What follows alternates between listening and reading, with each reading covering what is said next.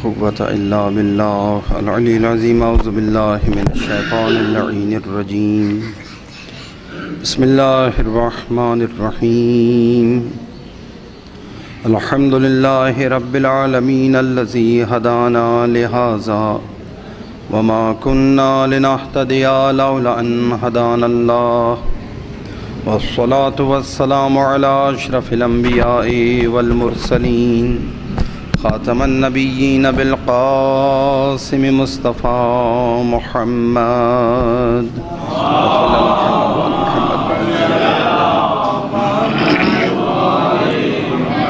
وأهل بيته الطيبين الطاهرين المعصومين الميامين المنتجبين،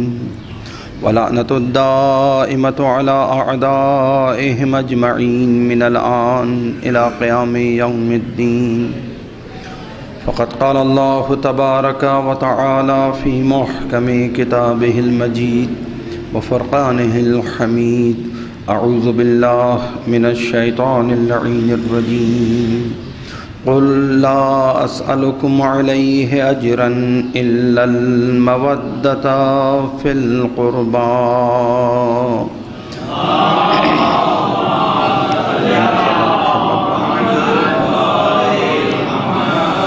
برای دیگر نثار وجود پاک و مطہر محمد وآل محمد، بالخصوص وجود مبارک حضرت بی بی جناب فاطمۃ الزہرا سلام اللہ علیہا اجمعاً بآواز بلند صلوات.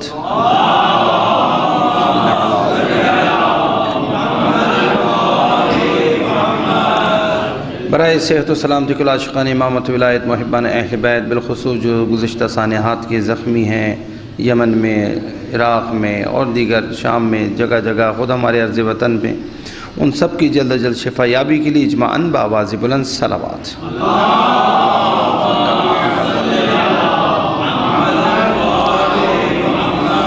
برائے نیستی و نابودی دشمنان اسلام و دشمنان اہل بیت و تعجیل در ظہور حضرت امام زمان اجماعاً بآواز بلند صلوات.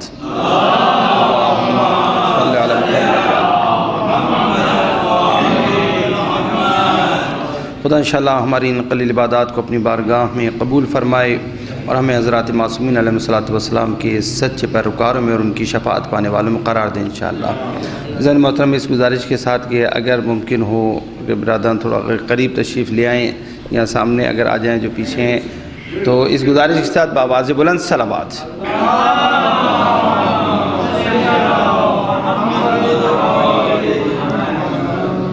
ذہن محترم، سب سے پہلے تو میں آپ سب کی خدمت میں بے مناسبت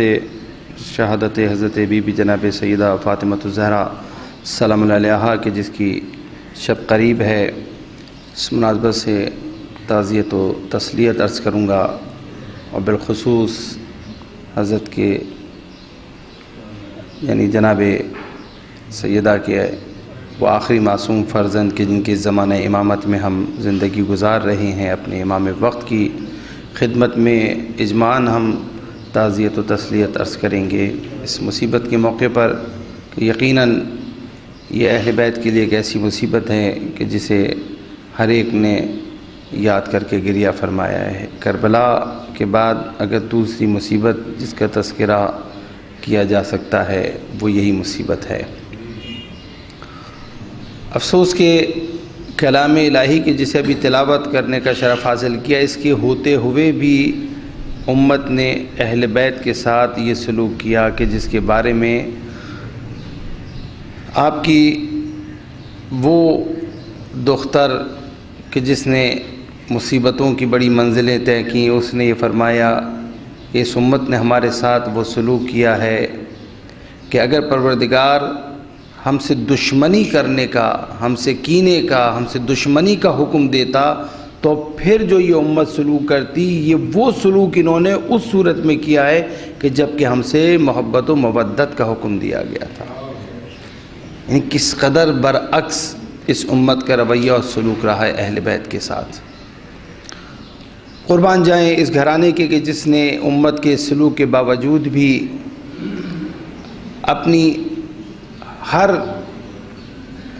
محبوب ترین عزیز ترین شے کو قربان کر کے خدا کے دین کا تحفظ کیا اور اس دین کو بچایا. یقیناً یہ وقت قلیل ہے اور یہ ایک ایسا موضوع ہے کہ جس پر کئی اگر نشستیں ہوں طویل تب بھی ہم اس کا حق ادا نہیں کر سکتے، اور اس کی جزیات اور پہلو اس قدر زیادہ ہیں۔ مگر سردست ہم جس مناسبت سے بات کر رہے ہیں، جو مناسبت تھی برادران نے یہی کہا کہ اسی مناسبت سے تذکرہ ہو جائے۔ جس ذات گرامی قدر کی یہ مناسبت ہے، یہ وہ ہے کہ جس کا مقام اور درجہ پروردگار عالم نے یہ قرار دیا ہے کہ اسے اول تا آخر آنے والے جہان نسواں میں افضل ترین قرار دیا، سیدۃ النساء العالمین قرار دیا۔ کہا مریم بھی سیدہ تھیں، کہا وہ اپنے زمانے کی عورتوں کی سردار تھیں، اور فاطمہ کل جہان نساء کی سردار ہیں۔ تمام عالمین کی جو بھی تصور کر سکتے ہیں، ماضی کی ہوں، آج کی ہوں یا آنے والے وقت کی، تمام جہان بشریت کی جتنی بھی خواتین ہیں جناب سیدہ ان کی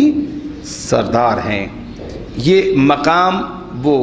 کہ جو پروردگار عالم نے آپ کو عطا کیا۔ قرآن کی 4 منتخب خواتین میں سے برتر جناب سیدہ، 3 کا تذکرہ تو آپ نے سنا ہی ہوگا، قرآن میں بھی موجود ہے، ایک کا نام جو ہے وہ آپ اس کے علاوہ سنا کرتے ہیں۔ قرآن نے تذکرہ جن کا کیا وہ جناب مریم سلام اللہ علیہا، اسی طرح جناب آسیہ زوجہ فرعون بنت مزاحم وہ قرآن میں موجود۔ تیسری خاتون خود مادر گرامی جناب سیدہ کی بیوی جناب خدیجہ الکبریٰ سلام اللہ علیہا،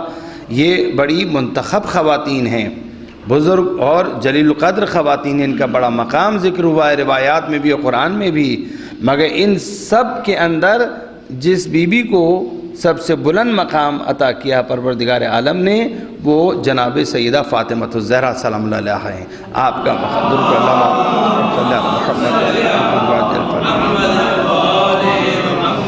آپ اس آیت میں شامل ہیں، جس آیت کو آپ کی خدمت میں ہم نے تلاوت کیا، جسے اجر رسالت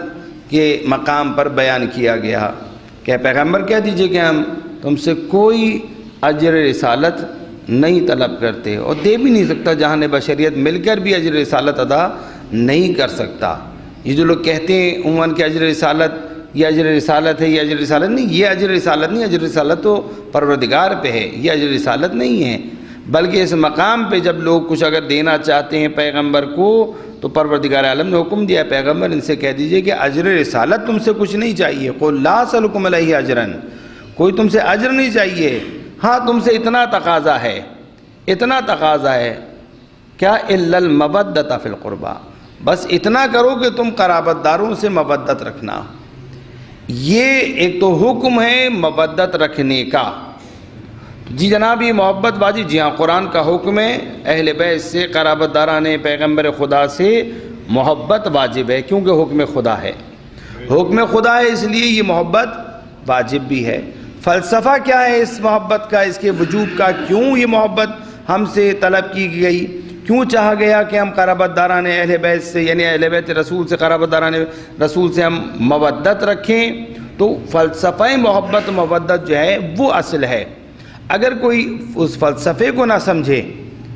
کہ کیوں یہ مودت قرار دی گئی ہے، بس یہ کہ ہاں محبت قرار دی گئی ہے، محبت ہے ہمیں اور اس محبت کا اظہار ہم گوناگون طریقوں سے کیا کرتے ہیں، بس یہی کہ ہم محبت رکھتے ہیں اور ہمیں یہ نہ بتاؤ کہ یہ محبت ہم سے کیوں تقاضا کی گئی ہے، تو پھر ہم شاید وہ فیض جو اس محبت سے اٹھا سکتے ہیں وہ فیض ہم اس محبت سے نہیں اٹھا سکیں گے، محروم رہ جائیں گے اس فائدے سے کہ جو فائدہ پروردگار عالم کو پہنچانا مقصود ہے اس محبت کے ذریعے۔ توجہ فرمائی، ایسا نہیں ہے کہ اہل بیت ہماری محبت کے بھوکے ہیں، اللہ اکبر، اللہ ان سے محبت کرتا ہے، اور جب اللہ ان سے محبت کرتا ہے پھر انہیں کسی کی محبت کی ضرورت ہی نہیں ہے۔ جن سے اللہ محبت کرتا ہو پھر اسے کسی اور کی محبت کی کوئی طلب یا بھوک ہوگی، کوئی ضرورت ہوگی؟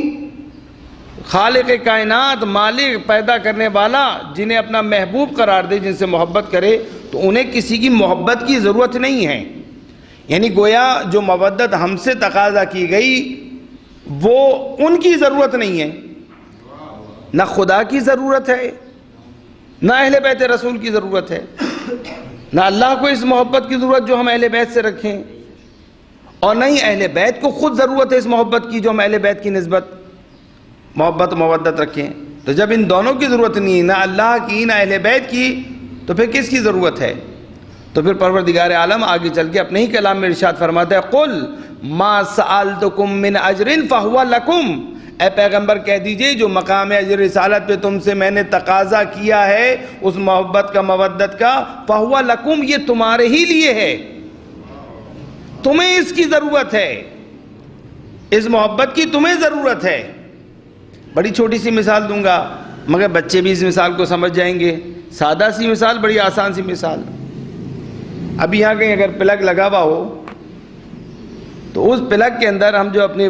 اکثر جو ضرورت ہوتی ہے موبائل کا 2 پن لگا دیتے ہیں، استری لگا دیتے ہیں، تو اس پلگ کے اندر جو پاور موجود ہے اسے ہماری استری کی ضرورت نہیں ہے، اسے ہمارے اس چارجر کی ضرورت نہیں ہے، اس کی ضرورت ہے اس استری کو، وہ الیکٹرکسٹی جو اس کے اندر ہے، جو پاور اس کے اندر ہے، اس کی ضرورت ہے ہماری اس آئرن کو، استری کو، ہمارے موبائل کو ضرورت ہے۔ یہ کنیکٹ اس لیے کیا ہے تاکہ اس کی ضرورت پوری ہو جائے۔ ہم محتاج ہیں، ہم بے فضیلت ہیں، ہم بے کمال ہیں، ان کی ضرورت نہیں ہے، بلکہ ہماری ضرورت ہے کہ ہم ان سے محبت کر کے، مودت کر کے، رابطہ رکھ کے، ان کی یاد رکھ کے ہم بے کمال لوگ با کمال بن جائیں۔ توجہ فرمائی آپ نے، ہماری ضرورت ہے فَهُوَ لَكُمْ، یہ جو تم سے مودت کا تقاضا کیا گیا یہ تمہارے لیے ہے۔ ان کو تو اللہ نے وہ کچھ عطا کیا ہے کہ جو کائنات کی کسی اور مخلوق کو نصیب ہی نہیں ہے، جو انہی کا خاصہ ہے، جو مقام، جو رتبہ، جو شرف، جو حیثیت، جو قوتیں اللہ نے ان کو عطا کی ہیں، تو انہیں کسی کی ضرورت نہیں ہے۔ وہ اپنے رب سے اتنے قریب ہیں کہ کسی اور کا قرب انہیں چاہیے ہی نہیں، انہیں نہیں چاہیے، مگر ہم اتنے خام ہیں۔ اللہ نے ہمیں حکم دیا ہے کہ دیکھو ان سے ارتباط کرو۔ اللہ اکبر، اگر میں اسی مثال کو سامنے لیا اور بات کو اور ذرا آپ کی خدمت میں اور بہتر انداز میں اس کو اور آگے بڑھاتے ہوئے اگر عرض کرنا چاہوں تو ہم یہاں یہ جو ہم تک پہنچائی جاتی ہے، یہ پول لگا کر اور جناب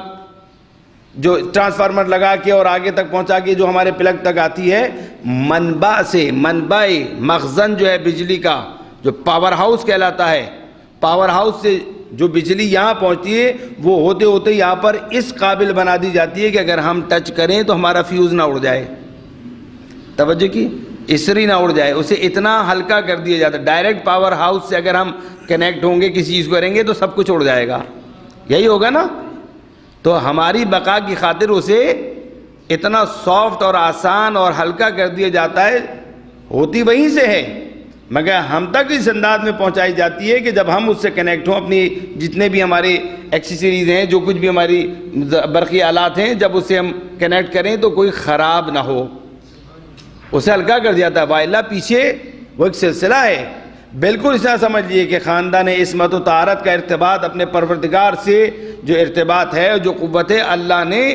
انہیں وسیلہ قرار دیا ہے کہ ان کے ذریعے آؤ، پکارو اللہ کو، یقیناً مانگنا اللہ ہی سے ہے، مگر ان کے ذریعے سے مانگو، ان سے ارتباط رکھو، کیونکہ وہ جس مقام پر ہے اگر انسان ڈائریکٹ سمجھنا چاہے اور ڈائریکٹ چاہے اس پاور سے استفادہ کرنا تو یہ انسان کے اندر برداشت ہی نہیں ہے۔ جناب موسیٰ نے تقاضا کیا تھا نا، اے خدا مجھے دکھا، تو کوہ طور پہ کیا ہوا؟ جو ساتھ گئے تھے سب جل کے خاکستر ہو گئے، یہ بے ہوش ہو گئے۔ نہیں پروردگار نے کہا تم نہیں برداشت کر سکتے، نہیں دیکھ سکتے، نہیں انسان میں۔ کسی نے سوال کیا تھا مولا سے، تو مولا نے کہا کہ دیکھو سورج کو دیکھو، کہا نہیں دیکھ سکتے، آگے چلیں، کہا جب تم اس کی ایک مخلوق کو نہیں دیکھ سکتے تو اسے دیکھنے کی باتیں کر رہے ہو، یہ تو اس کی ایک مخلوق ہے جس پہ تم اپنی نظریں نہیں دکھا سکتے، اندھے ہو جاؤ گے، تکلیف ہو جائے گی۔ ایک مخلوق کو دیکھنے کی طاقت نہیں تمہارے اندر، اور تم اس پروردگار کو، اس خالق کو کہہ رہے ہو کہ میں اسے دیکھنا چاہتا ہوں۔ توجہ فرمائی آپ نے، لہذا اس پروردگار نے یہ پاکیزہ ہستیاں ہمارے لیے وسیلہ قرار دی کہ وہ تمام تر فیض جو پروردگار اپنے بندوں کو پہنچانا چاہتا ہے وہ ان کے ذریعے ہم تک پہنچانا چاہتا ہے، کیونکہ ان سے ارتباط، ان سے توسل کر کے جو ہم فیض حاصل کر سکتے ہیں وہ ہم ڈائریکٹ تصور نہیں کر سکتے۔ خدا نے ایک نظام بنایا، میں اس کی بحث کو طولانی نہیں کرنا چاہتا، یہ خود ایک بحث ہے کہ قدرت نے اس کائنات کے اندر بھی آپ دیکھیے عالم اسباب بنایا ہے، وسائل بنائے ہیں، اور اس کے ذریعے جو ہے پروردگار عالم نے اپنے بندوں تک اپنا فیض پہنچایا ہے۔ معنوی اور روحانی اعتبار سے جو فیض ہے وہ محمد آل محمد کے ذریعے ہم تک پہنچے۔ مادی اعتبار سے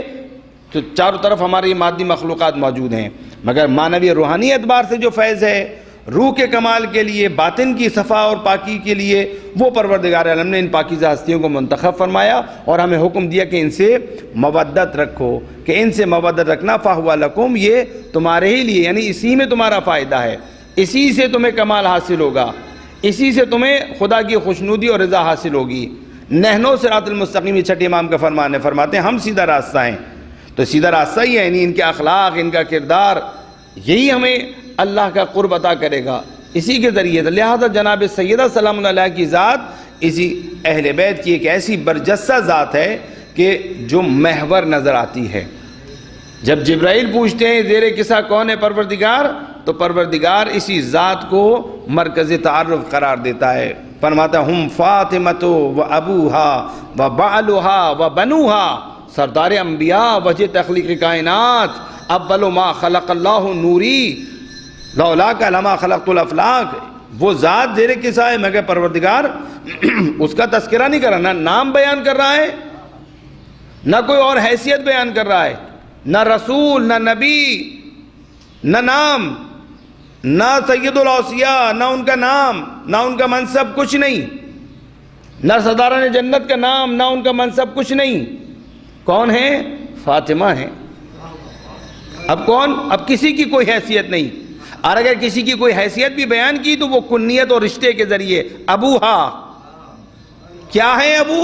اس کا تذکرہ نہیں ہے، بس فاطمہ کے باپ، یہی کافی ہے۔ ببالہا، اور ان کے شوہر، بھائی اتنا ہی کافی ہے، باقی امام ہیں، وسیع رسول خدا ہیں، ولی خدا ہیں، کوئی حیثیت ذکر نہیں کی، بھائی اتنا کافی ہے کہ فاطمہ کے شوہر ہیں۔ اللہ اکبر۔ وبنوہا، اور ان کے فرزند ہیں، سید الشہداء ہیں، اہل جنت جوانوں کے سردار ہیں، نواسے رسول ہیں، وہ ان کی حیثیت ہے اپنے مقام پر، مگر یہاں پروردگار ذکر نہیں فرما رہا، بس اتنا کافی ان دونوں کے لیے کہ فاطمہ کے بیٹے ہیں۔ اللہ اکبر، درود پڑھیں پر محمد و آل محمد۔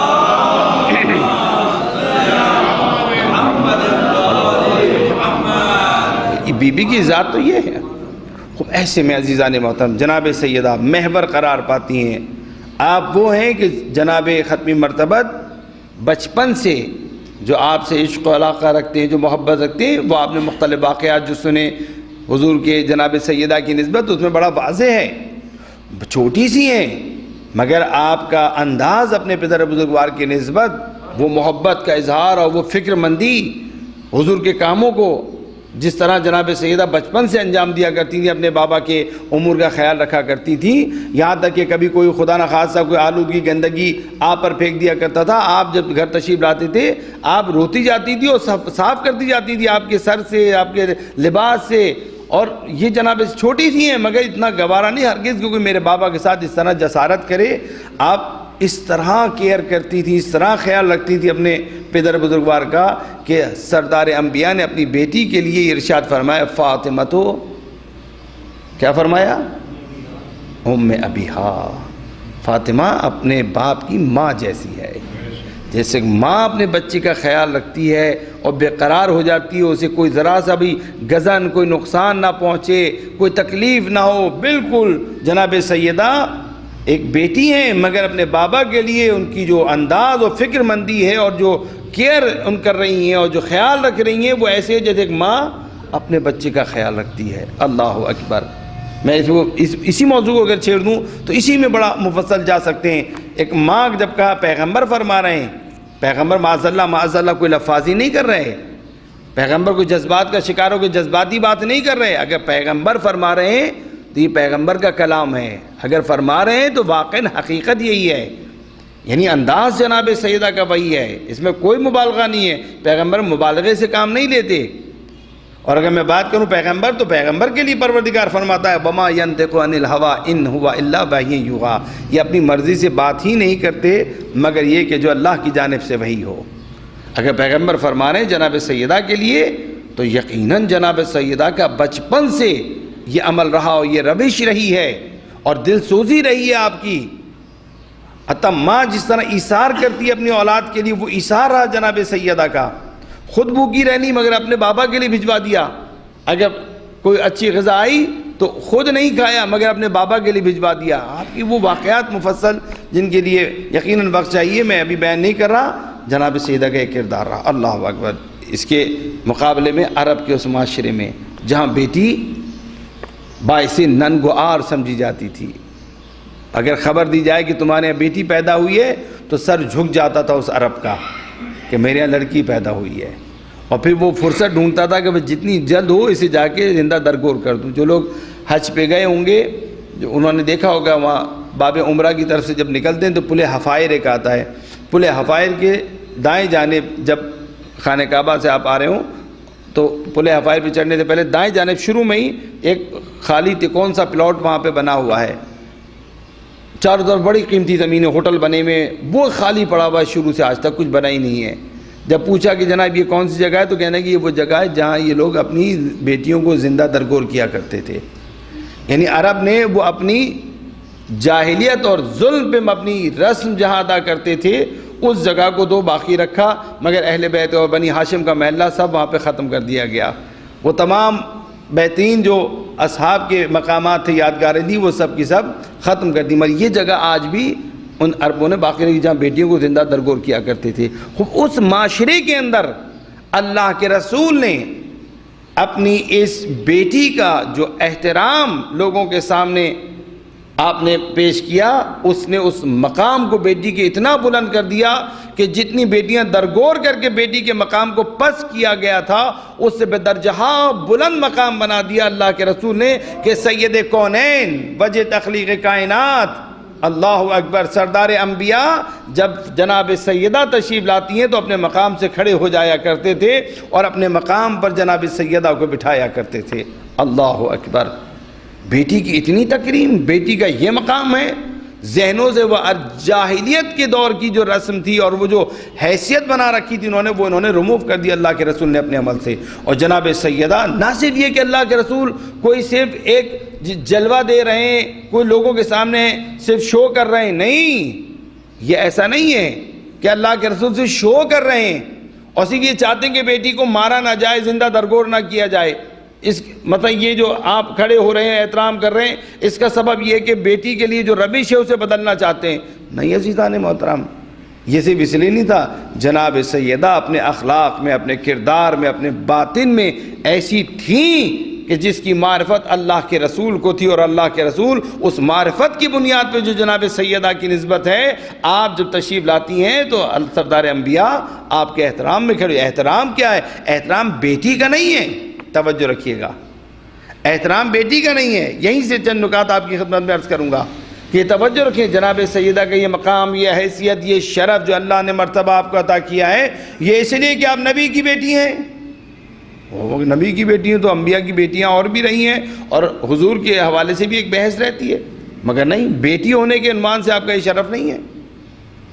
شوہر ہیں جناب امیر المومنین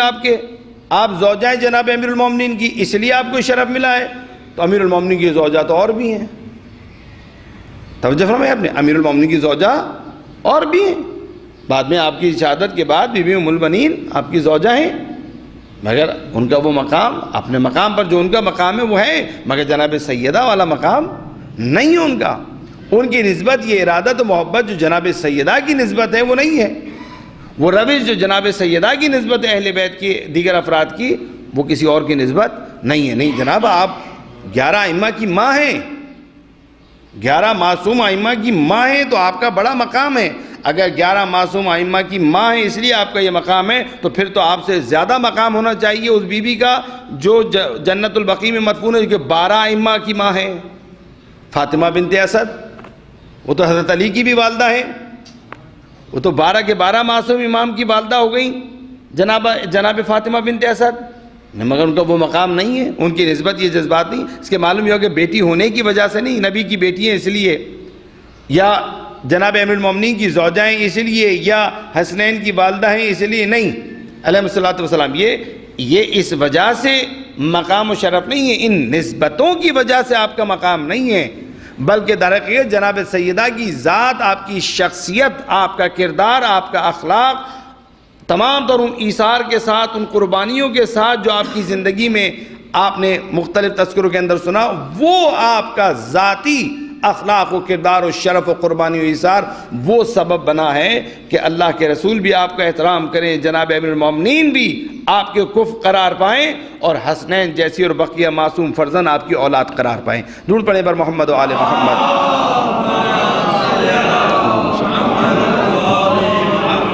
اچھا، وہ جو کردار ہے، وہ جو آپ کا اخلاق ہے، اس کو اگر ہم علمی زبان میں اب بیان کرنا چاہیں تو وہ اقدار الہی ہیں، وہ معیارات ہیں، اصول ہیں زندگی کے جو اللہ نے پسند کیے، اور جن اصول اور اقدار کے مطابق اللہ نے چاہا کہ ایک انسان زندگی گزارے، اور اگر صنف نازک سے ہے تو مختلف رشتوں میں اس کی زندگی کے اندر یہ معیار ہونا چاہیے، یہ اصول ہونے چاہیے۔ ان اصول و قوانین اور معیارات پہ جناب سیدہ کی ذات کمال پہ نظر آتی ہے۔ اس کمال کے درجے پہ نہ جناب مریم نظر آتی ہیں، نہ جناب آسیہ نظر آتی ہیں، نہ جناب خدیجہ کبریٰ نظر آتی ہیں۔ جس کمال کے درجے پہ ان اصول اور اقدار الہی کے حوالے سے جناب سیدہ کی ذات نظر آتی ہے۔ اب آپ دیکھیے کہ جناب خدیجہ کے پاس بھی کنیزیں ہیں، جناب خدیجہ کے پاس بھی کنیزیں تھیں، غلام تھے، مگر جناب سیدہ کے گھر کا ماحول کچھ اور ہے۔ اللہ اکبر! داخل ہوئے گھر میں اللہ کے رسول، دیکھا فضہ ادھر سو رہی ہیں، آرام کر رہی ہیں، اور سیدہ آغوش میں حسین لیٹے ہوئے اور چکی پیس رہی ہیں، دستہ خونی ہوا ہوا ہے، ہاتھ کے چھالے پھوٹ گئے ہیں۔ مگر فاطمہ، یہ فضہ موجود تھی نا، اس کو دے دی تھی یہ کام، اس کو اٹھا دی تھی؟ کہا نہیں بابا، آج اس کے آرام کرنے کا دن ہے، میرے کام کرنے کا دن ہے۔ اللہ اکبر! کوئی گھرانہ ایسا لائیے کہ جہاں پر ایک کنیز کی نسبت کبھی یہ روش رہی ہو کہ تقسیم کار بھی کیا ہوا ہے کہ فضہ کو کیا کیا کام کرنا ہے، مجھے کیا کیا کام کرنا ہے۔ فضہ نے باہر کے کام لے لیے، گھر کے کام جناب سیدہ کے، کچھ کام گھر کے فضہ کے حوالے ہیں، ان میں سے ایک کام یہ بھی ہے۔ مگر بات یہ ہے کہ یہ بھی تو طے ہو چکا ہے کہ اے فضہ، تم بھی انسان ہو، تمہیں بھی آرام کی ضرورت ہے، اسے اپنا جیسا انسان سمجھنا۔ کنید ہے مگر ہے تو انسان، کام کر کے وہ بھی تھکتی ہے، اسے بھی آرام کرنے کی ضرورت ہے، اس کے بھی حقوق ہیں۔ لہذا حقوق کی پاسداری کرنے میں، انسانی اقدار، الہی اقدار کو حاکم بنانے میں جناب سیدہ کے گھر سے بڑھ کر کوئی گھر نظر نہیں آتا، جہاں پہ کنیز سو رہی ہو اور گھر کی مالکن وہ اس حال میں کہ ہاتھ کے چھالے پھوٹے ہوئے ہیں، پھر بھی چکی چلا رہی ہیں، اس لیے کہ حق بنتا ہے، تقسیم کار بھی ہوا ہوا ہے، تقسیم اوقات بھی ہوا ہوا ہے، لہٰذا اس کا وقت آرام کرنے کا ہے بابا جان، اور میرے کام کرنے کا، کل میرے آرام کرنے کا دن ہے اور اس کے کام کرنے کا دن ہے۔ اللہ اکبر! یہ ہیں وہ اقدار۔ شخصیت اقدار سے بنتی ہے۔ اگر کسی گھر کے اندر محض نسبتوں پہ کوئی افتخار کر رہا ہو، میں سید، میں فلاں کا بیٹا، میں فلاں کا بھائی، میں فلاں پوسٹ پر، یہ باعث افتخار نہیں ہے۔ بات یہ جب معاملہ ہو، جب معاشرتی زندگی میں ایک دوسرے کے ساتھ کچھ مختلف نوعیت کے جو معاملات ہوا کرتے ہیں، ان کے اندر وہ معاملہ بتائے گا کہ میں کتنا انسان ہوں۔ ہو سکتا ہے کوئی گوشت پوشت کے لحاظ سے بڑا گورا چٹا ہو، مگر اس کا دل کالا کہا جائے۔ ہو سکتا ہے کوئی صاحب ثروت و صاحب حیثیت ہو، مگر لوگ اس پہ نفرین کرتے ہوں۔ بڑی مثالیں آپ کے یہاں موجود ہیں چاروں طرف۔ انسان مطلوب ہے۔ یہ نسبتیں، یہ حیثیتیں فرضی ہیں، اعتباری ہیں، یہ ختم ہو جانی ہیں۔ اصل انسان کا باطن ہے، اور اس باطن کے اعتبار سے جناب سیدہ کمال کی منزل پہ نظر آتی ہیں۔ نسبتوں کے حوالے سے بھی دیکھیں تو بھی آپ کمال کی منزل پہ، بیٹی ہونے کے ناطے۔ اللہ اکبر! وہ میں نے اللہ کے رسول کا فرمان آپ کے لیے بیان کر دیا کہ اللہ کے رسول نے کیا فرمایا۔ فاطمہ تو ام ابیہا، یہ ایک بیٹی ہونے کے، اور ہمسر ہیں تو ایسی ہمسر ہے کہ جناب امیر المومنین فرماتے ہیں جب اللہ کے رسول نے پوچھا کہ علی تم نے فاطمہ کو کیسا پایا، تو آپ نے دوسرے دن تھا شادی کا، آپ فرماتے ہیں کہ اللہ کے رسول اللہ کی عبادت و بندگی میں فاطمہ سے بہتر کوئی میرا شریک حیات نہیں ہو سکتا۔ اللہ کی بندگی اور اطاعت میں، میری خدمت میں نہیں، اللہ کی بندگی اور اطاعت میں فاطمہ سے بہتر کوئی شریک حیات نہیں ہو سکتا۔ اور اگر بچوں کو دیکھا جائے تو بچے تو خود جیتی جاگتی مجسم گواہی ہیں کہ ماں کیسی ہیں۔ اللہ اکبر، قربان جائیں۔ جناب سیدہ کی نسبتیں بھی دیکھیں تو ان نسبتوں کے حوالے سے بھی آپ کا شرف آیا ہے، اور آپ کے معاملات دیکھیں تو اس معاملات کے حوالے سے بھی حضور کی تکالیف میں بھی شریک ہیں، مولا امیر المومنین کی تکالیف میں شریک ہیں، اور پھر اپنے بچے بھی اسلام کی بقا کے لیے اگر رسالت کو ضرورت پڑی تو جناب سیدہ موجود، امامت کو ضرورت پڑی، خلافت کو ضرورت پڑی تو دفاع ولایت میں جناب سیدہ کس قدر تکلیفیں سہ کر اس دنیا سے رخصت ہوئیں، اور دین کو ضرورت پڑی تو سیدہ کی آغوش کے پالے میدان کربلا میں جناب سیدہ نے اس طرح پرورش دی کہ وہ میدان کربلا کے لیے آمادہ ہو گئے۔ درود پڑھیے پر محمد و آل محمد۔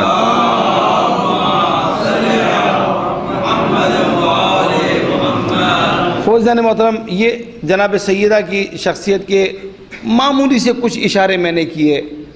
جو کہ نہایت ہی ناکافی اور تشنگی کے ساتھ ہیں۔ اس کے مقابلے میں کچھ وقت اس حوالے سے بھی کہ اس کی نسبت ہماری بھی کچھ ذمہ داری بنتی ہے۔ جناب سیدہ کی نسبت،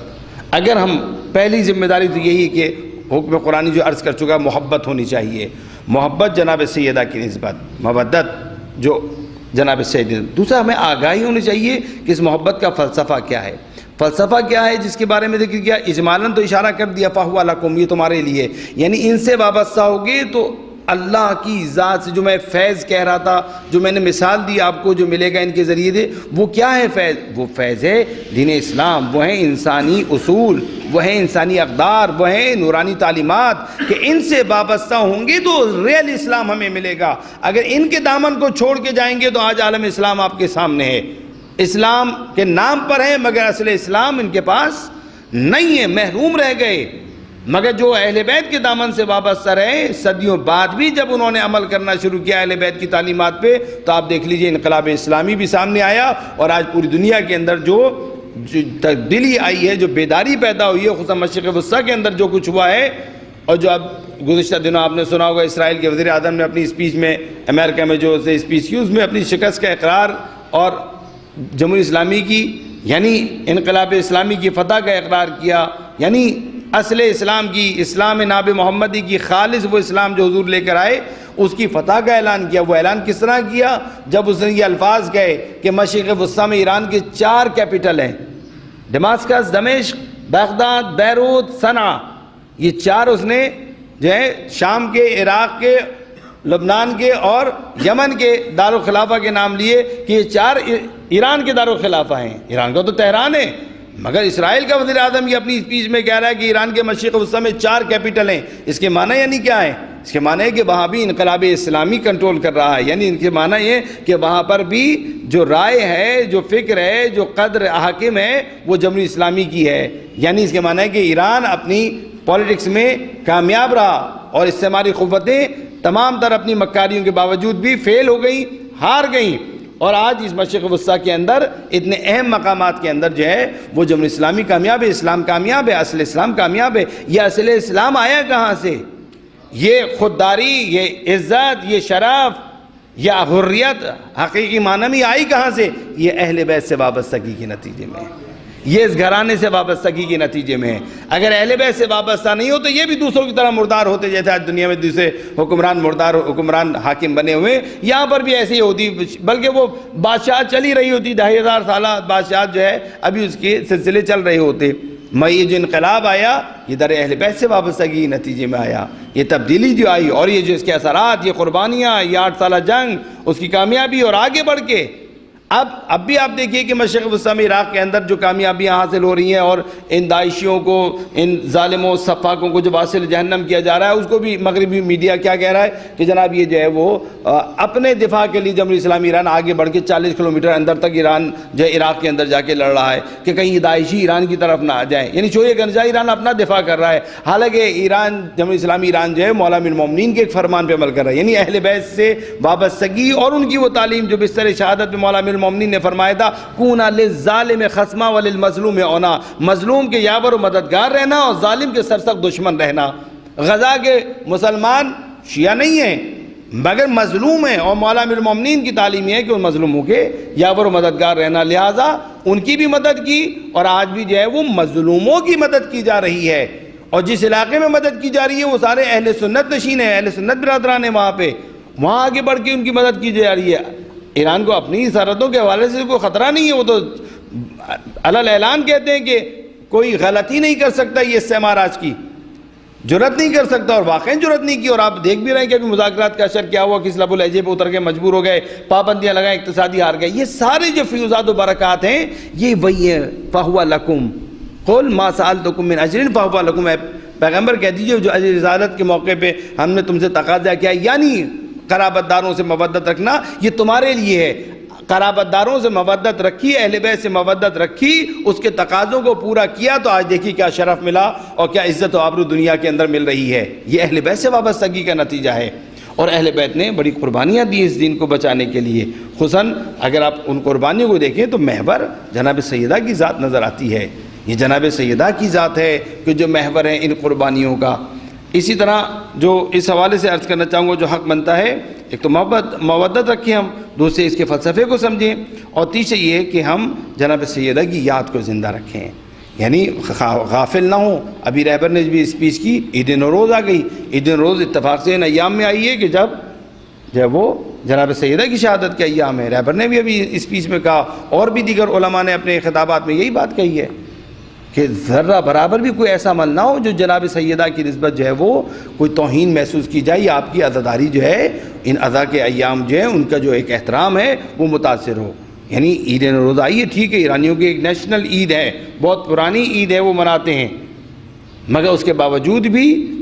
حکم یہ دیا اور تقاضا یہ کیا گیا کہ کیونکہ جناب سیدہ کی شہادت کے ایام میں لہذا خیال رکھا جائے، اور وہ ملت الحمدللہ اس چیز کے حوالے سے خوب سمجھتی ہے، اس کا خیال رکھتی ہے۔ مجھے یاد ہے امام خمینی جب زندہ تھے اور یہی ایام تھے، آپ بی بی کے ایام فاطمیہ تھے، تہران کی سڑکوں پہ انٹرویو لیا جا رہا تھا، اور یہ اس وقت کی بات ہے جب سلمان رشدی کا فتویٰ آ چکا تھا، اس کے بھی بات کی بات ہے۔ تو انٹرویو لیتے ہوئے وہ انٹرویو لیا ہوگا ایک رپورٹر نے،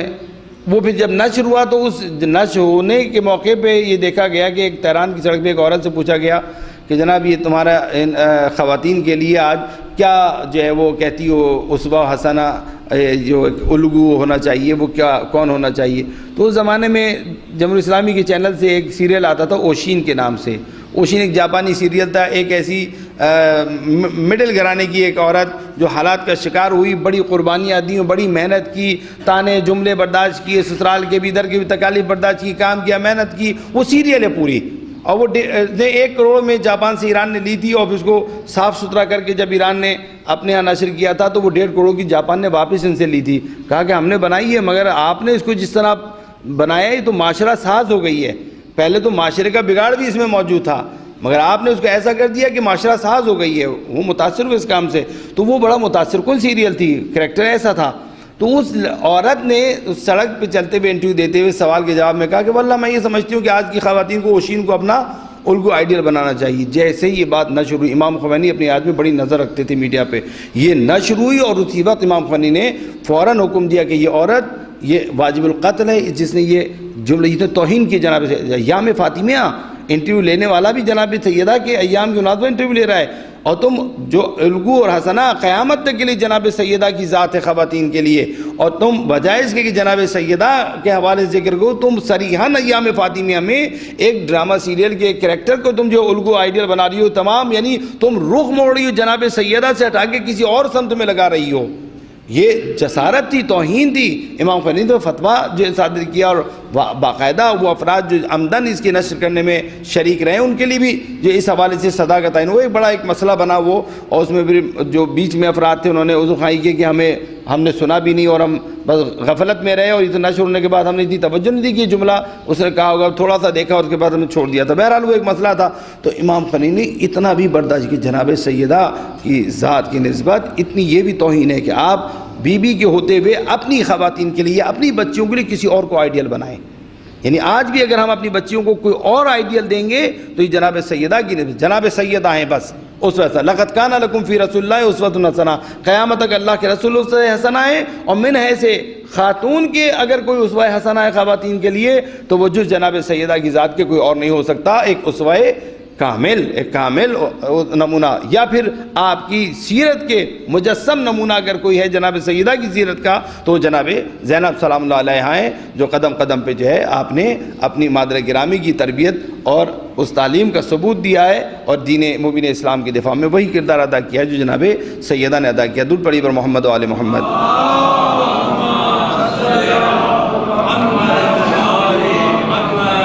ایک تو یہ تھا کہ یاد رکھی جناب سیدہ کی، دوسرے یہ تھا کہ جناب سیدہ کی نام کو،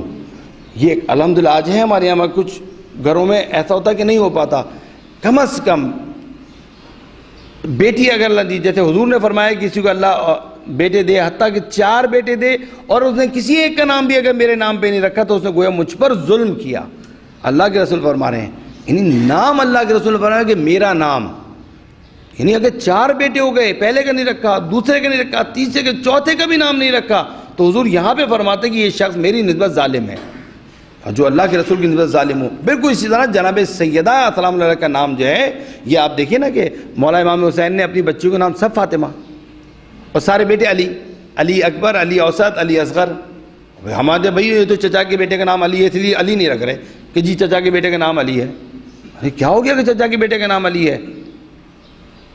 مولا امام حسین نے تینوں بیٹوں کا نام علی رکھا، توجہ کیا آپ نے؟ اس طرح جناب سیدہ سلام اللہ علیہ کا نام اس میں مبارک آپ کا، جب اللہ بیٹی دے تو حکم ہے کہ نام رکھے، تو اور نام رکھنے بعد فرمایا کہ اگر بیٹی نام رکھو تو پھر یہاں تک سفارش کی گئی کہ پھر اسے ڈانٹو نہیں، اسے ترشروئی سے بات نہ کرو، سخت لہجے میں بات نہ کرو۔ اگر نام فاطمہ ہے، اس نام کا اتنا احترام ہے کہ اگر تم نے اپنی بیٹی کا، تمہارا نطفہ ہے، تمہاری اولاد ہے، مگر تم نے اگر نام اس کا فاطمہ رکھا ہے تو پھر اس بیٹی کی نسبت تمہارا لب و لہجہ سخت نہیں ہونا چاہیے۔ اللہ اکبر، ایک نام گزار، اس نام کو زندہ رکھیں اپنے گھرانے میں، زیادہ زیادہ جناب سیدہ کے نام اور آپ کے القابات سے جو آپ کی یاد دلاتے ہیں وہ نام رکھے جائیں، تاکہ جتنا ہم یہ زیادہ زیادہ یہ نام سنیں، اس نام کو اس یاد سے سننا خود ایک عبادت ہے۔ جناب سیدہ کے نام کو سننا، آپ کی یاد کرنا، اس کو سن کے یہ خود ایک قسم کی عبادت ہے۔ اور دوسرے شباہت پیدا کرنا، یعنی اپنے بچوں کو وہ آداب سکھانا، بچیوں کو بالخصوص کہ جو جناب سیدہ کے ہیں۔ میں خصوصاً خواتین کے حوالے سے بات کر رہا ہوں، مگر جناب سیدہ کی ذات صرف خواتین کے لیے نہیں ہے۔ ہاں، خاتون ہونے کے ناطے جو مخصوص خواتین کا کردار، مطلب بیٹی کا عنوان جو ہے وہ بیٹی کیسی ہے وہ تو خواتین کے لیے، ایک بیٹی ایک عورت ہی ہو سکتی ہے، ایک بیوی ایک عورت ہی ہو سکتی ہے، ایک ماں ایک عورت ہی ہو سکتی ہے۔ ان رشتوں کے اعتبار سے جو آپ کا کردار ہے وہ خواتین کے لیے اسوہ حسنہ ہے، مگر ایک عبادت گزار کی حیثیت سے، ایک دعا گو کی حیثیت سے، ایک مدافع ولایت کی حیثیت سے، اب یہ خواتین سے مخصوص نہیں ہے۔ ہمسایوں کے لیے دعا کرنا، اب چاہے مرد ہو یا عورت، یہ سیرت جناب سیدہ کی ہم سب اپنا سکتے ہیں۔ توجہ کیا آپ نے؟ بچوں کی تربیت کے حوالے سے انہیں اعلیٰ اقدار یا خدا کی بارگاہ میں عبادت، راز و نیاز کرنا، یہ سب جو ہے یہ مخصوص نہیں ہے خواتین سے، یہ سیرت جناب سیدہ کی ہمارے لیے بھی، یعنی من حیث انسان یا من حیث عبد خدا جو آپ کی سیرت ہے وہ مرد و عورت میں کوئی فرق نہیں، وہ سب کے لیے اسوہ ہے۔ اور جو خاص آپ کی سیرت ہے خواتین کے حوالے سے، اس میں یقیناً ہم اپنی بیٹیوں کو ہمیں چاہیے کہ ہم تعلیم دیں، کہ انہیں بتائیں کہ دیکھو جناب سیدہ کی یہ روش تھی، جناب سیدہ کا یہ اخلاق تھا، جناب سیدہ کا یہ سلوک تھا۔ مختلف جو واقعات سنا کرتے ہیں یا آپ کے جو روش تربیت کے حوالے سے اپنے اولاد کی یا شوہرداری کے حوالے سے جو آپ کا کردار رہا، کہ جناب سیدہ نے کبھی اپنے شوہر نامدار کو ذرا، یعنی والدین تربیت دیتے ہوئے اپنی بچیوں کو ہی بتائیں، اگلے گھر میں بھیجنے سے پہلے، انہیں رخصت کرنے سے پہلے بتا دیں دیں کہ دیکھو جس کے گھر میں جا رہی ہو اپ ڈاؤن ہو سکتا ہے زندگی کے اندر، کبھی خدا دے کے آزماتا ہے، کبھی خدا لے کے آزماتا ہے، یہ خدا کی طرف سے آزمائش ہوتی ہیں، لہٰذا کبھی شوہر سے ایسا تقاضا نہ کرنا کہ جو وہ کسی مشکل میں پھنس جائے یا سختی میں گرفتار ہو جائے۔ جناب سیدہ کی سیرت بیان کریں، بتائیں کہ جناب سیدہ نے جناب امیر المومنین کے ساتھ جو زندگی گزاری اس میں آپ کی کیا روش رہی تھی۔ اللہ اکبر۔ امیر المومنین خود بھی سوال کیا کرتے تھے، مگر مجال ہے کبھی جناب سیدہ نے جناب امیر المومنین سے کوئی تقاضا کیا یا سوال کیا ہو۔ حتیٰ اپنے دکھ و تکالیف کو، سختیوں کو مولا امیر المومنین سے بیان نہیں کیا کرتی تھیں۔ مولا امیر المومنین کی جو سختیاں تھیں، تکالیف تھیں، ان پہ قطار و قطار گریہ کیا کرتی تھیں، ان کے غم میں گھلا کرتی تھیں۔ یہ جناب سیدہ کا بے عنوان ایک زوجہ کے آپ کا کردار رہا، یعنی اپنی بچیوں کو ہم جناب سیدہ کی سیرت کے اور اخلاق کے حوالے سے نمونے بیان کر کے ان کی پرورش اس انداز میں کریں کہ وہ شباہت پیدا کریں اس اخلاق و کردار کی۔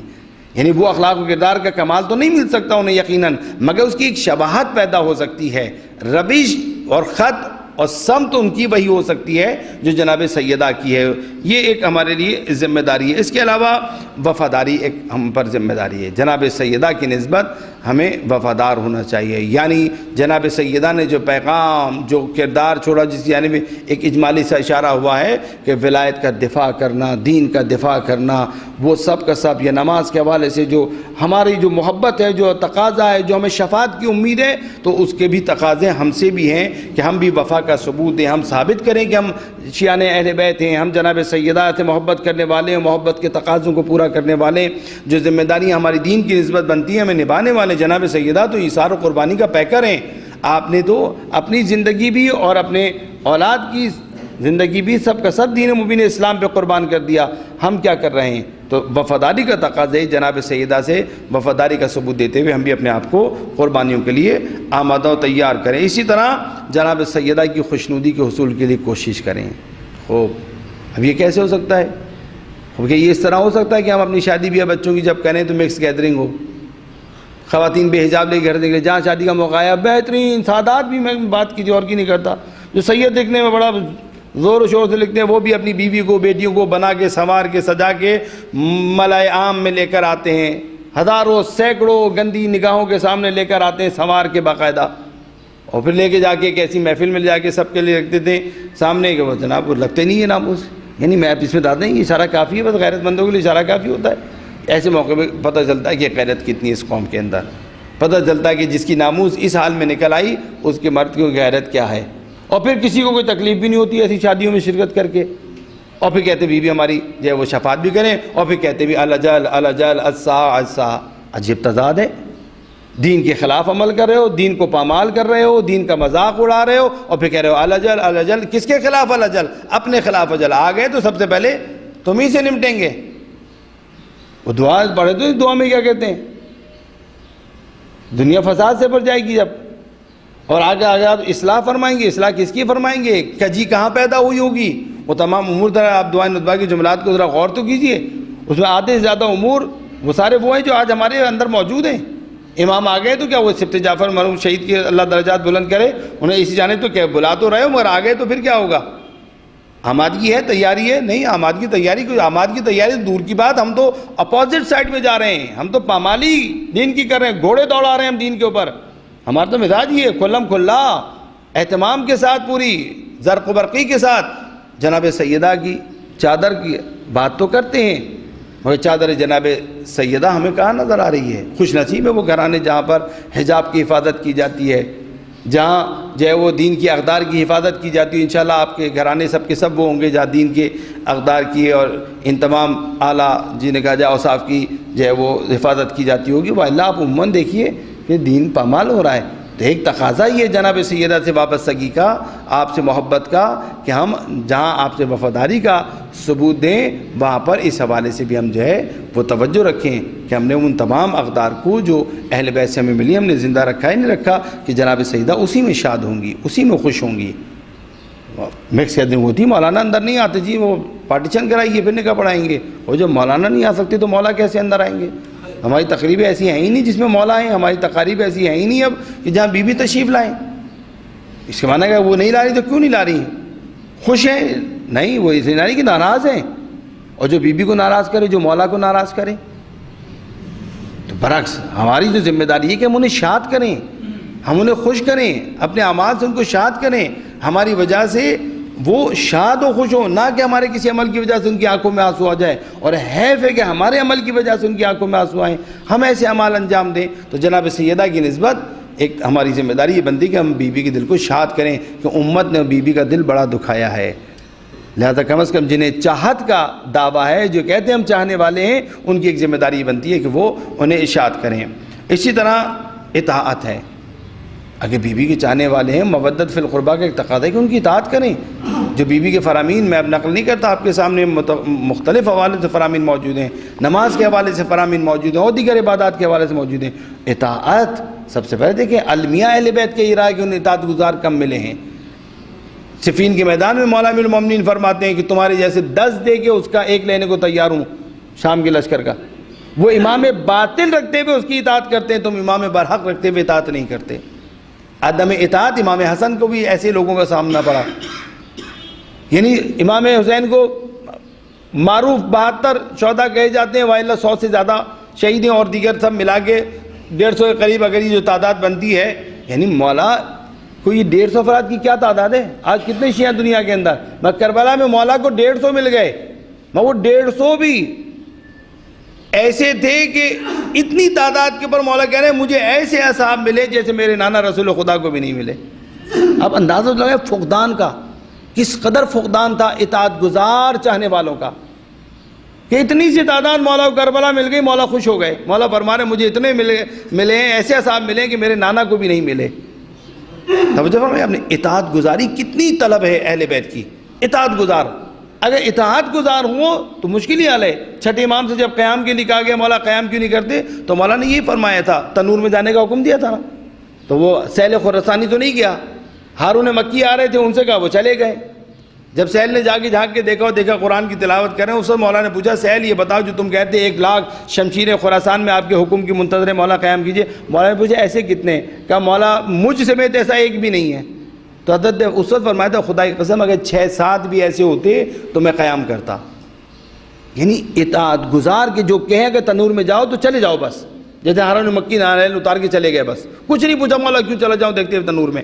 اہل بیت کو، اس گھرانے کو اطاعت گزار نہیں ملے۔ خوب محبت اہل بیت کا، بالخصوص جس کا ہم تذکرہ کر رہے ہیں، اس محبت کے جناب سیدہ کی نسبت جو ہم ارادت و محبت رکھتے ہیں، جو مودت رکھتے ہیں، اس کا تقاضا یہ ہے کہ ہم اپنے آپ کو بھی اطاعت پر آمادہ و تیار کریں اور ایسی نسل پروان چڑھائیں کہ جو اہل بیت کی اطاعت گزار بنے۔ اچھا، اطاعت گزار بنانے کے لیے ماحول بھی پھر دیں انہیں اطاعت گزاری کا، یہ نہ ہو کہ اطاعت گزاری کا کہیں تو صحیح اور ماحول انہیں دے کسی اور سمت کا، نہیں، پھر ذمہ داری ہے کہ ہم ان کے لیے ایسا ماحول بھی دیں۔ درود پڑھی پر محمد و آل محمد۔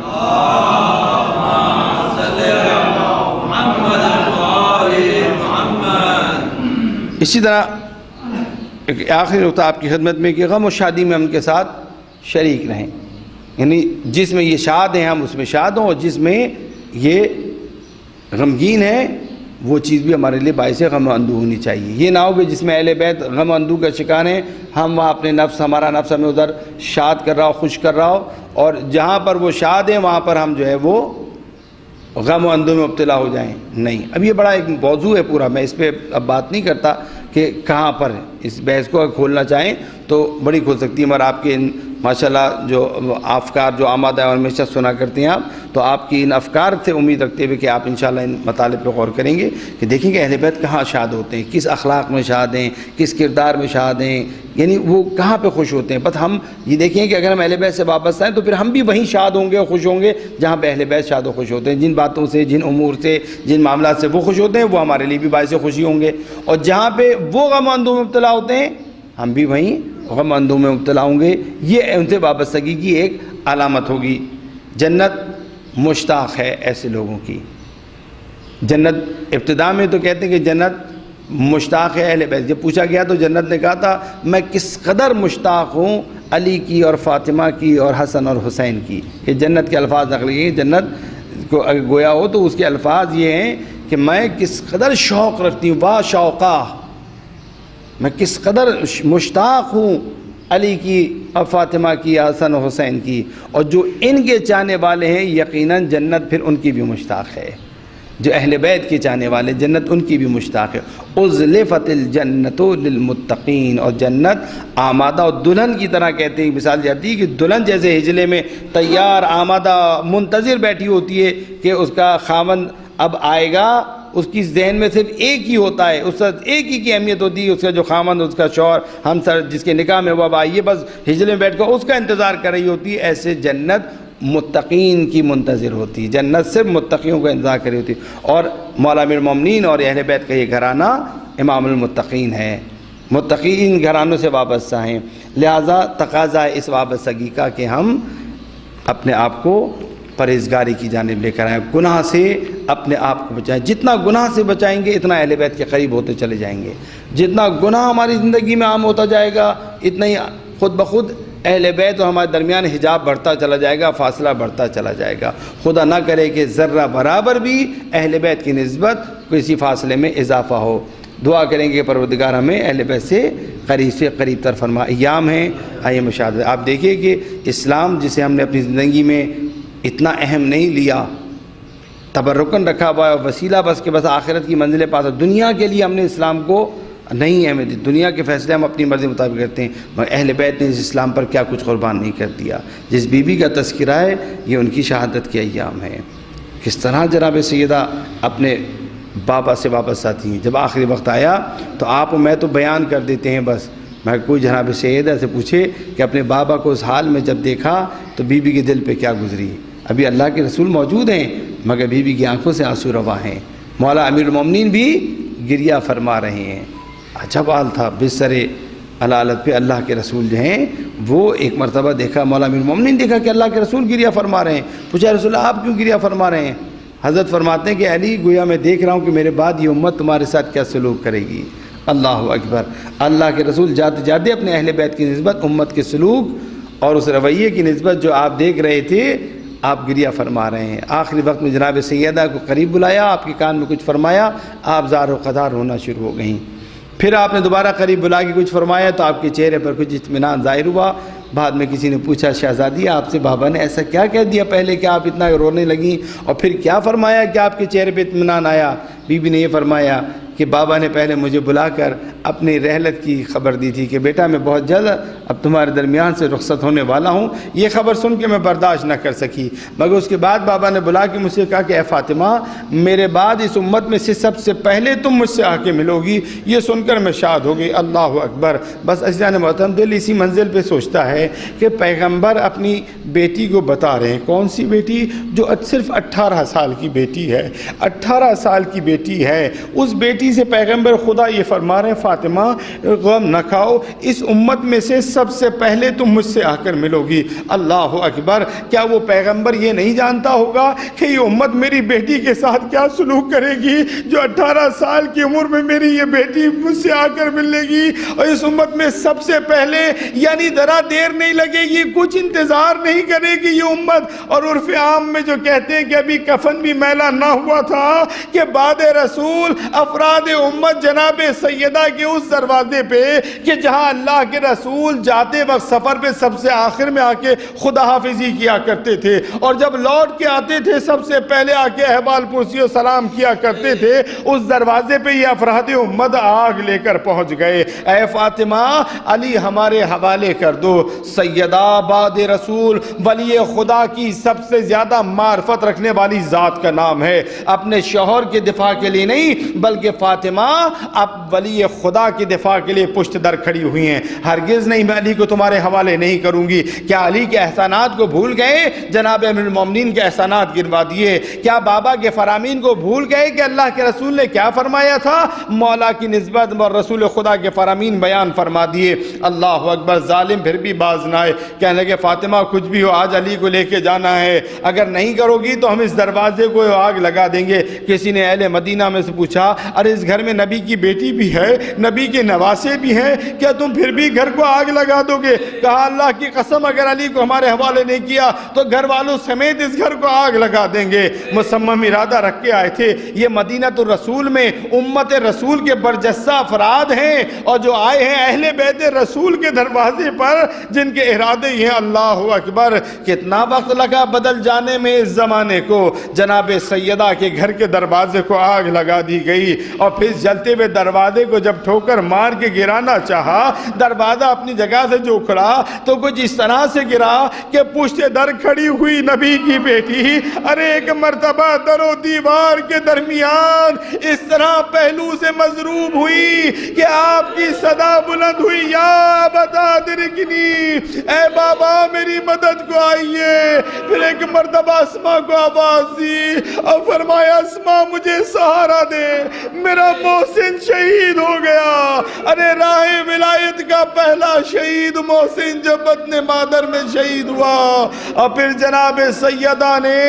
اسی عالم تکلیف میں دیکھا کہ اشقیاء گھر میں داخل ہوئے,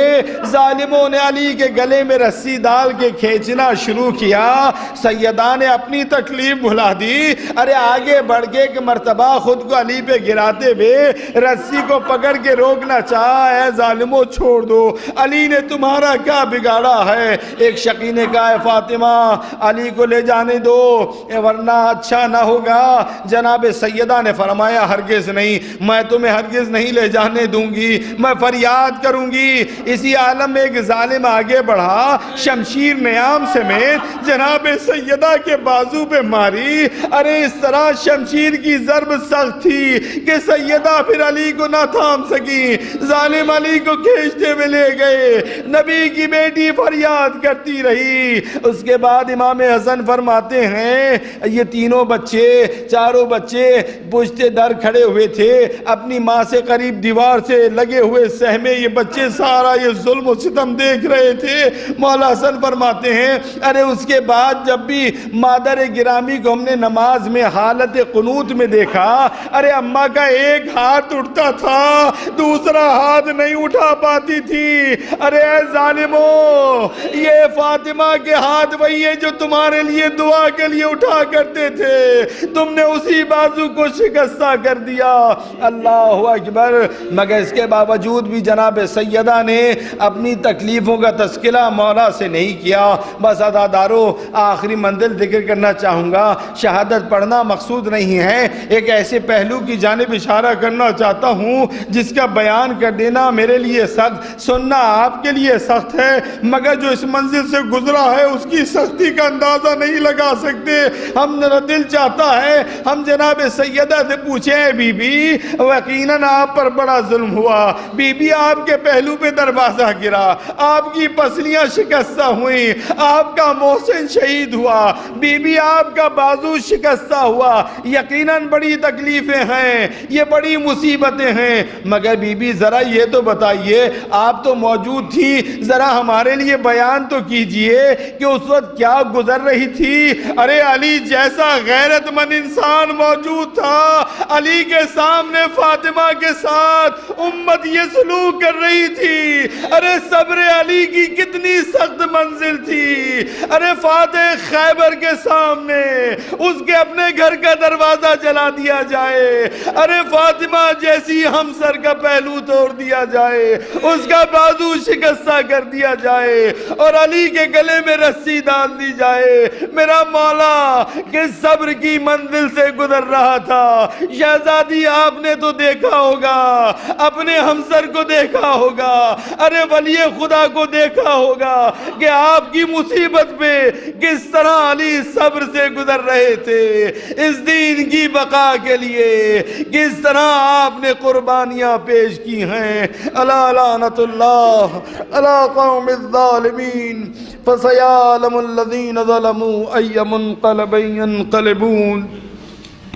پروردگار تجھے واسطہ محمد آل محمد کا ہماری ان قلیل عبادات کو اپنی بارگاہ میں قبول فرما. پروردگار تجھے واسطہ محمد آل محمد کا ہماری دعاؤں کو قبول فرما. بار اللہ تجھے واسطہ محمد آل محمد کا محبان اہل بیت عاشقان امامت ولایت دنیا میں جہاں جہاں ان کی جان و مال و عزت و آبرو کی حفاظت فرما۔ پروردگارہ دشمنان اسلام، دشمنان بشریت،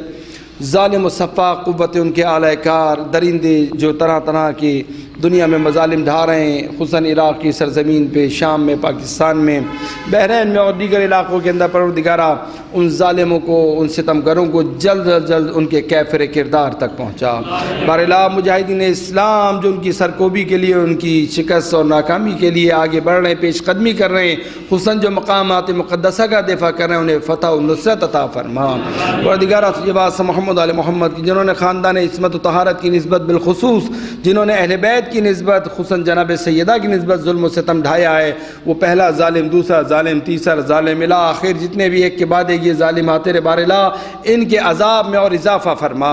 پروردگارہ محبان اہل بیت، عاشقان امامت ولایت کو اہل بیت کی اس محبت کا حق سمجھتے ہوئے ان کی اطاعت کرنے کی اور ان کے اخلاق و کردار کے مطابق اپنے اخلاق و کردار کو استوار کرنے کی توفیق عطا فرما۔ پروردگارہ ہماری ماؤں، بہنوں، بیٹیوں، خواتین کو خصوصاً سیرت جناب سیدہ سلام اللہ علیہ کو سمجھنے کی، اسے زیادہ سے زیادہ اپنانے کی توفیق عطا فرما۔ باراللہ تجھے بات سب بی بی کا آج کی شب میں، آج کے دن میں جگہ جگہ مومن مومنات جو مجالس منعقد کریں، پروردگارہ ان کی اس عبادت کو اپنی بارگاہ میں قبول فرما۔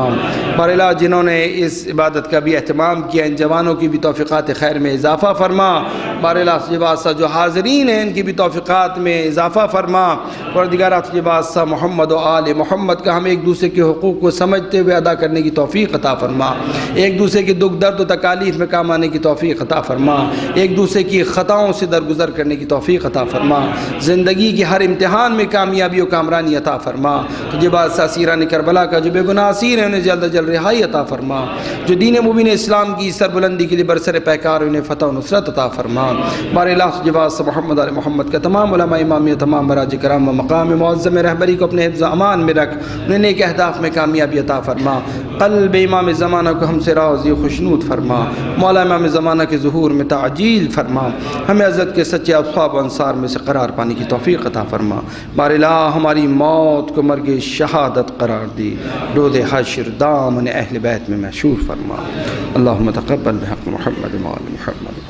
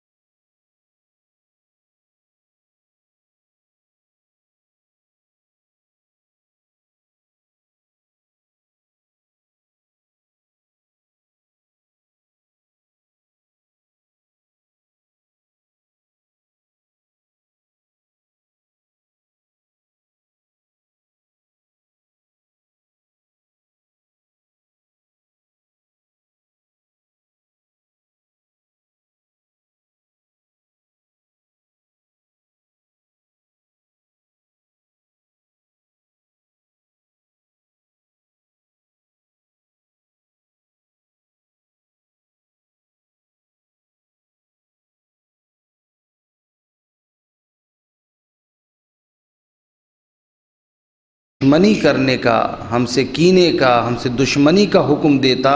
تو پھر جو یہ امت سلوک کرتی، یہ وہ سلوک انہوں نے اس صورت میں کیا ہے کہ جب کہ ہم سے محبت و مودت کا حکم دیا گیا تھا۔ یعنی کس قدر برعکس اس امت کا رویہ اور سلوک رہا ہے اہل بیت کے ساتھ۔ قربان جائیں اس گھرانے کے کہ جس نے امت کے سلوک کے باوجود بھی اپنی ہر محبوب ترین، عزیز ترین شے کو قربان کر کے خدا کے دین کا تحفظ کیا اور اس دین کو بچایا۔ یقیناً یہ وقت قلیل ہے اور یہ ایک ایسا موضوع ہے کہ جس پر کئی اگر نشستیں ہوں طویل تب بھی ہم اس کا حق ادا نہیں کر سکتے، اور اس کی جزیات اور پہلو اس قدر زیادہ ہیں۔ مگر سردست ہم جس مناسبت سے بات کر رہے ہیں، جو مناسبت تھی برادران نے یہی کہا کہ اسی مناسبت سے تذکرہ ہو جائے۔ جس ذات گرامی قدر کی یہ مناسبت ہے، یہ وہ ہے کہ جس کا مقام اور درجہ پروردگار عالم نے یہ قرار دیا ہے کہ اسے اول تا آخر آنے والے جہان نسواں میں افضل ترین قرار دیا، سیدۃ النساء العالمین قرار دیا۔ کہا مریم بھی سیدہ تھیں، کہا وہ اپنے زمانے کی عورتوں کی سردار تھیں، اور فاطمہ کل جہان نساء کی سردار ہیں۔ تمام عالمین کی جو بھی تصور کر سکتے ہیں، ماضی کی ہوں، آج کی ہوں اور یا آنے والے وقت کی، تمام جہان بشریت کی جتنی بھی خواتین ہیں جناب سیدہ ان کی سردار ہیں۔ یہ مقام وہ کہ جو پروردگار عالم نے آپ کو عطا کیا۔ قرآن کی 4 منتخب خواتین میں سے برتر جناب سیدہ، 3 کا تذکرہ تو آپ نے سنا ہی ہوگا، قرآن میں بھی موجود ہے، ایک کا نام جو ہے وہ آپ اس کے علاوہ سنا کرتے ہیں۔ قرآن نے تذکرہ جن کا کیا وہ جناب مریم سلام اللہ علیہا، اسی طرح جناب، اور ہمیں یہ نہ بتاؤ کہ یہ محبت ہم سے کیوں تقاضا کی گئی ہے، تو پھر ہم شاید وہ فیض جو اس محبت سے اٹھا سکتے ہیں وہ فیض ہم اس محبت سے نہیں اٹھا سکیں گے، محروم رہ جائیں گے اس فائدے سے کہ جو فائدہ پروردگار عالم کو پہنچانا مقصود ہے اس محبت کے ذریعے۔ توجہ فرمائی، ایسا نہیں ہے کہ اہل بیت ہماری محبت کے بھوکے ہیں، اللہ اکبر، اللہ ان سے محبت کرتا ہے، اور جب اللہ ان سے محبت کرتا ہے پھر انہیں کسی کی محبت کی ضرورت ہی نہیں ہے۔ جن سے اللہ محبت کرتا ہو پھر اسے کسی اور کی محبت کی کوئی طلب یا بھوک ہوگی، کوئی ضرورت ہوگی؟ خالق کائنات، مالک، پیدا کرنے والا جنہیں اپنا محبوب قرار دے، جن سے محبت کرے، تو انہیں کسی کی محبت کی ضرورت نہیں ہے۔ یعنی گویا جو مودت ہم سے تقاضا کی گئی وہ ان کی ضرورت نہیں ہے، نہ خدا کی ضرورت ہے، نہ اہل بیت رسول کی ضرورت ہے، نہ اللہ کو اس محبت کی ضرورت جو ہم اہل بیت سے رکھیں، اور نہ ہی اہل بیت کو خود ضرورت ہے اس محبت کی جو ہم اہل بیت کی نسبت محبت و مودت رکھیں۔ تو جب ان دونوں کی ضرورت نہیں، نہ اللہ کی نہ اہل بیت کی،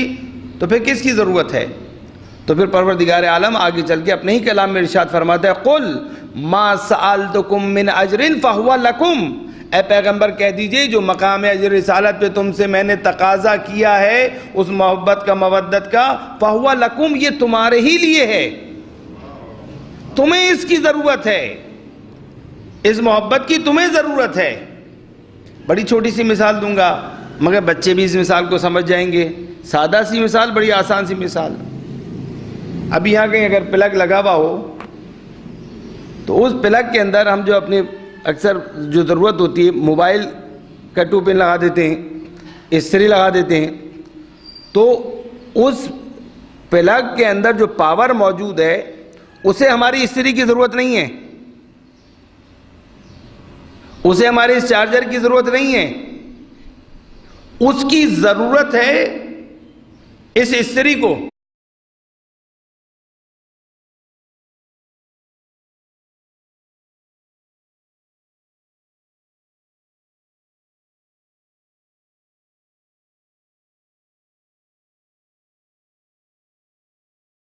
قوة إلا بالله العلي العظيم، أعوذ بالله من الشيطان اللعين الرجيم، بسم الله الرحمن الرحيم،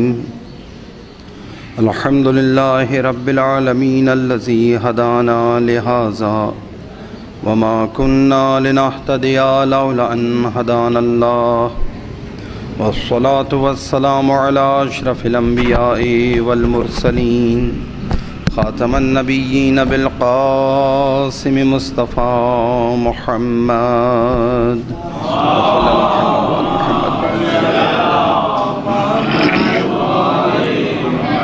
و اہل بیتہ الطیبین الطاہرین المعصومین المیامین المنتجبین، ولعنۃ الدائمۃ علی اعدائہم اجمعین من الآن الی قیام یوم الدین۔ فقد قال اللہ تبارک وتعالی فی محکم کتابہ المجید وفرقانہ الحمید،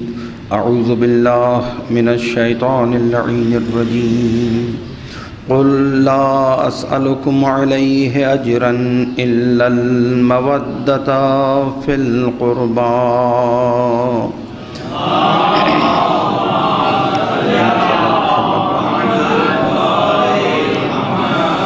پروردگار نے سارے وجود پاک و مطہر محمد و آل محمد بالخصوص وجود مبارک حضرت بی بی جناب فاطمہ الزہرا سلام اللہ علیہا اجمعاً بآواز بلند صلوات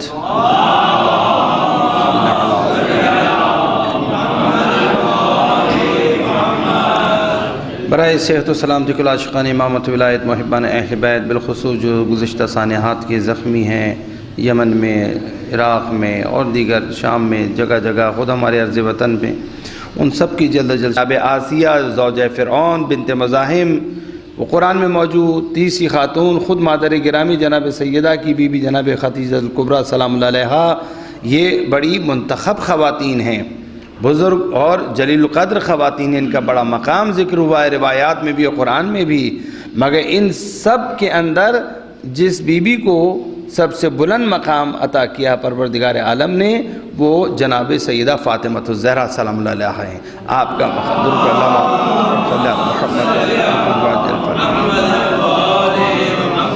آپ اس آیت میں شامل ہیں، جس آیت کو آپ کی خدمت میں ہم نے تلاوت کیا، جسے اجر رسالت کے مقام پر بیان کیا گیا کہ پیغمبر کہہ دیجئے کہ ہم تم سے کوئی اجر رسالت نہیں طلب کرتے اور دے بھی نہیں سکتا، جہاں بشریت مل کر بھی اجر رسالت ادا نہیں کر سکتا۔ یہ جو لوگ کہتے ہیں عموماً کہ اجر رسالت، یہ اجر رسالت ہے، یہ اجر رسالت نہیں، یہ اجر رسالت نہیں، اجر رسالت تو پروردگار پہ ہے، یہ اجر رسالت نہیں ہے، بلکہ اس مقام پہ جب لوگ کچھ اگر دینا چاہتے ہیں پیغمبر کو تو پروردگار عالم نے حکم دیا ہے پیغمبر ان سے کہہ دیجئے کہ اجر رسالت تم سے کچھ نہیں چاہیے، قل لا اسألکم علیہ اجرا، کوئی تم سے اجر نہیں چاہیے، ہاں تم سے اتنا تقاضا ہے، اتنا تقاضا ہے کیا الا المودۃ فی القربى، بس اتنا کرو کہ تم قرابت داروں سے مودت رکھنا۔ یہ ایک تو حکم ہے مودت رکھنے کا، جی جناب یہ محبت واجب، جی ہاں قرآن کا حکم ہے اہل بیت سے، قرابت داران پیغمبر خدا سے محبت واجب ہے، کیونکہ حکم خدا ہے، حکم خدا ہے اس لیے یہ محبت واجب بھی ہے۔ فلسفہ کیا ہے اس محبت کا، اس کے وجوب کا، کیوں یہ محبت ہم سے طلب کی گئی، کیوں چاہا گیا کہ ہم قرابت داران اہل بیت سے یعنی اہل بیت رسول سے، قرابت داران رسول سے ہم مودت رکھیں، تو فلسفہ محبت مودت جو ہے وہ اصل ہے۔ اگر کوئی اس فلسفے کو نہ سمجھے کہ کیوں یہ مودت قرار دی گئی ہے، بس یہ کہ ہم محبت قرار دی گئی، محبت ہے ہمیں اور اس محبت کا اظہار ہم گوناگون طریقوں سے کیا کرتے ہیں، بس یہی کہ ہم محبت رکھتے ہیں، شفا یابی کے لیے اجماعاً بآواز بلند صلوات۔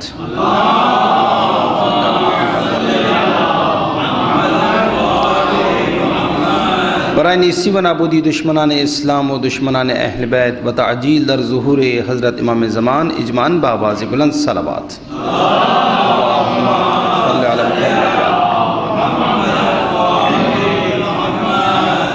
خدا انشاءاللہ ہماری ان قلیل عبادات کو اپنی بارگاہ میں قبول فرمائے اور ہمیں حضرات معصومین علیہ الصلوۃ والسلام کے سچے پیروکاروں میں اور ان کی شفاعت پانے والوں میں قرار دیں انشاءاللہ۔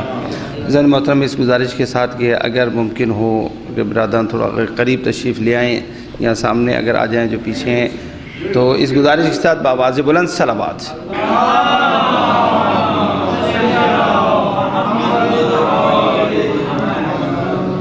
ذہن محترم سب سے پہلے تو میں آپ سب کی خدمت میں بے مناسبت شہادت حضرت بی بی جناب سیدہ فاطمہ الزہرا سلام اللہ علیہا کہ جس کی شب قریب ہے، اس مناسبت سے تعزیت و تسلیت عرض کروں گا، اور بالخصوص حضرت کے یعنی جناب سیدہ کے وہ آخری معصوم فرزند کے جن کے زمانہ امامت میں ہم زندگی گزار رہے ہیں، اپنے امام وقت کی خدمت میں اجماعاً ہم تعزیت و تسلیت عرض کریں گے اس مصیبت کے موقع پر کہ یقیناً یہ اہل بیت کے لیے ایک ایسی مصیبت ہے کہ جسے ہر ایک نے یاد کر کے گریہ فرمایا ہے۔ کربلا کے بعد اگر دوسری مصیبت جس کا تذکرہ کیا جا سکتا ہے وہ یہی مصیبت ہے۔ افسوس کہ کلام الہی کی جسے ابھی تلاوت کرنے کا شرف حاصل کیا، اس کے ہوتے ہوئے بھی امت نے اہل بیت کے ساتھ یہ سلوک کیا کہ جس کے بارے میں آپ کی وہ دختر کہ جس نے مصیبتوں کی بڑی منزلیں طے کیں، اس نے یہ فرمایا اس امت نے ہمارے ساتھ وہ سلوک کیا ہے کہ اگر پروردگار ہم سے